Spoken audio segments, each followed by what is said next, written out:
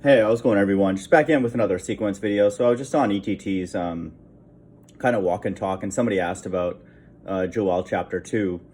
And then so it just got me to read 1 and 2.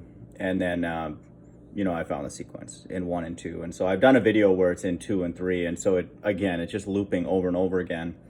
And so, again, I don't say this to be arrogant, but you can't give somebody an answer as to what is happening, in a lot of books in the Bible if you don't understand, the sequence, because that's what's being looped, over and over again. And then I think his answer was something about how that northern army is symbolic, but it's talking about America, and so it's talking about how a great concentration of the deliverance of salvation will be from America, and then this northern army that represents America, and it's going to be burned, and then by the other nations, and then it's a permanent destruction. And so that's why knowing this sequence helps understand where that fits, in all of that. And so that verse is outside of what I'm going to go through here, but it's very clear that that's what it's talking about, when you understand the sequence of the end times. So starting with Joel 1:1, the word of the Lord that came to Joel the son of Pethuel. And so the word of the Lord came to fill in the blank, an Israelite. Okay, so that, not always, but I found quite a few where it starts with the elect being sealed.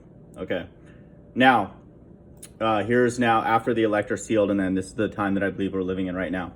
Verse 10, the field is wasted, the land mourneth, and the corn is wasted. The new wine is dried up, the oil languisheth. So we see this, all these oil and gas prices and all that kind of stuff. And so we see precursors to famines going on right now, even in Ukraine and Russia and all that. Their land is literally being wasted, and they produce, a certain percentage of these goods, that the world relies on. Verse 11, be ye ashamed, O ye husbandmen, howl, O ye vine dressers, for the wheat and for the barley, because the harvest of the field is perished. And so we see that happening literally right now. The vine is dried up, the fig tree languisheth, the pomegranate tree, the palm tree also, and the apple tree, even all the trees of the field are withered, because joy is withered away from the sons of men. And we see that. Everybody, I was just watching Gregory Manarino's live stream, or summary, and then he's like, something's up. And then even somebody in the comments is like, this is it. And so that's like a phrase that, ETT coined from Rooney. But they know that, like it says here, because joy is withered away from the sons of man. And so when there's evil rulership, the world is in mourning. And that's again what the Bible teaches. And so that's the times that we're living in right now. Now, after this, we have a reference to salvation, which is, I believe, this thing that everybody is feeling is going to happen. This is in verse 14, okay, which is coded reference for the elect. Sanctify ye a fast, call a solemn assembly, gather the elders of all the inhabitants of the land into the house of the Lord your God, and cry unto the Lord. Okay, and so what it says here, inhabitants of the land of the house of the Lord, and cry unto the Lord. Gather the elders and all the inhabitants of the land. Gather the elders. Okay, this is a coded reference for the elect. Into the house of the Lord. Okay, that's salvation. They're taken away. That's in verse 14. Now, after they're taken away, begins the wrath of God. Verse 15, alas for the day of the Lord is at hand, and as destruction from the Almighty shall it come. And so now it's going to be very, very clear, that this is coming from God directly. Okay. And as a destruction from the Almighty shall it come. Verse 16, is not the meat cut off before our eyes? Yea, joy and gladness from the house of our God. That's in verse 16. Now these are the plagues in Revelation 16 that are kicking off. Verse 17, the seed is rotten under their clods. The garners are laid desolate. The barns are broken down. The corn is withered. So God's going to start attacking the wildlife and the water, and then he's going to kick off a more broad famine worldwide. Verse 18, how do the beasts groan? The herds of cattle are perplexed because they have no pasture. Yea, the flocks of sheep are made desolate. Verse 19, O Lord, to thee I will cry, for the fire hath devoured the pastures of the wilderness, and the flame hath burned all the trees of the field. Verse 20, the beasts of the field cry out unto thee, for the rivers of water are dried up, and the fire hath devoured the pastures of the wilderness. So during this time, there's going to be fighting. Still, the wars and rumors are going to increase. And then what it says in 2nd Ezra is that when Christ reappears, which is what we're going to read next, they're going to stop that fighting, and then they're going to fight against God. Okay, so just expect the birth pains, all the things to increase, the famines, the fighting, amongst nations and all that kind of stuff.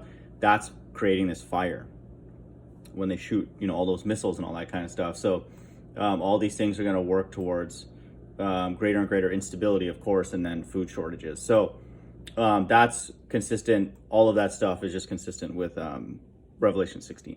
Okay, now, after the wrath of God, which is Revelation 16, all the plagues, what do we get here? Joel 2, verse 1, blow ye the trumpet in Zion. This is talking about the elect. And sound an alarm in my holy mountain. Let all the inhabitants of the land trouble all the inhabitants. Okay, so now they're all going to collectively fight against God. For the day of the Lord cometh, for it is nigh at hand. Wait a minute, I thought that, the Christ only appears once. How come other people don't know that he's appearing to take away his elect and bring the two witnesses here, and then he reappears? So that, how come other people aren't teaching that? That's what Joel knows, that because he writes about it here. And so this is like a long text, and so they're separated in chapters, just for the sake of putting it in a book. But Joel 1 and 2 is just a stream of scripture. Okay, and then so my point is, what I've shown is that it's just looping the same thing over and over again. And then if you read later down in Joel 2 and 3, and then it goes through the sequence again. And so you have to understand that to make sense of the Bible. Verse 2, Joel 2:2, a day of darkness and of gloominess, a day of clouds and of thick darkness, clouds, UFOs. Christ's going to return with the Zion, which is his elect, in UFOs, and this is going to be the final battle, like it says here, and all the inhabitants in the land tremble. A day of darkness and of gloominess, a day of clouds and of thick darkness. As the morning spread upon the mountains, a great people and a strong, there hath not been ever the like, neither shall be any more after it, even to the years of many generations. So this is like the final battle, okay? The final war that's going to happen. Verse 3, and this is going to be by fire. A fire devoureth before them, and behind them a flame burneth. The land is as the Garden of Eden before them, and behind them a desolate wilderness, yea, and nothing shall escape them. So this is in Isaiah 10, 18 and 19, Zephaniah 1:18, Revelation 14, Revelation 20, verse 14. This is the final fire, okay? Matthew 10:28, body and soul. The Bible says in Isaiah 10, he's going to burn everything. The child could count down how many trees that are left. That's referring to the trees and then the people, okay? And the people that remain are the remnant that he'll protect. You have to read 2nd Ezra to understand that. But it's fire, okay? In Joel 2:3, verse 4, the appearance of them is as the appearance of horses, and as horsemen, so they shall run in the sky. Okay, it describes these UFOs sometimes as having animal-like characteristics. Verse 5, like the noise of chariots. Here it's explicitly saying chariots. On the tops of mountains. Okay, they're going to be high. When Christ says he's going to put the enemies beneath the elect's feet, it's literal. It's going to be beneath their feet. Okay, like the noise of chariots on the tops of mountains shall they leap, like the noise of a flame of fire that devoureth the stubble, and as strong people set in battle array. So this fight is going to be by fire. Okay, and it's permanent, body and soul. Verse 11, and the Lord shall utter his voice before his army. So his army is his elect, okay? For his camp is very great, for he is strong that executeth his word, for the day of the Lord is great and very terrible, and who can abide in it? Okay, you cannot fight this. This is technology that no one understands, because the people on this earth are retarded. Verse 19, yea, the Lord will answer and say unto his people, behold, I will send you corn and wine and oil, and ye shall be satisfied therewith, and I'll no more make you a reproach among the heathen. So that's a reference to the kingdom, okay? So that's a sequence. And then again, I just referenced the other video that I have posted. It's been, I think it's been a while since I've done that one, but it just shows that if you go through Joel 2 and then 3, and then it goes through the sequence again. So it's like, it's just looping it, over and over again. And so the verse that person was asking of is here in verse 20, and it just shows that it's going through the sequence again. And so, but I will remove afar off from you the northern army, and will drive him into a land barren and desolate, with his face toward the east sea, and his hinder part toward the outmost sea. And his stink shall come up, and his savor shall come up, and his ill savor shall come up, because he hath done great things. So this is talking about a land that God is going to make barren and desolate in the last days. Okay, and then a group's going to be removed far off from that northern army, that north country. Okay, this is the headquarters of salvation. That's what Joel's talking about in 2:20.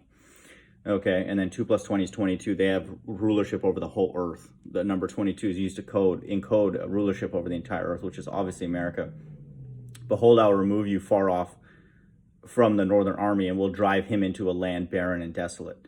And this has to be a place that's surrounded by water, like it says here, with his face toward the east sea, and his hinder part toward the outmost sea, and his stink shall come up, and his ill savor shall come up, because he hath done great things. So people are just going to be like perplexed.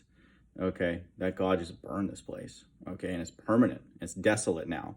And so it just shows again that after verse 19 is going through the sequence again. Okay, because that's a coded reference to salvation. So that's Joel 1 and 2 encodes the sequence perfectly. Hope everyone's doing well. Bye.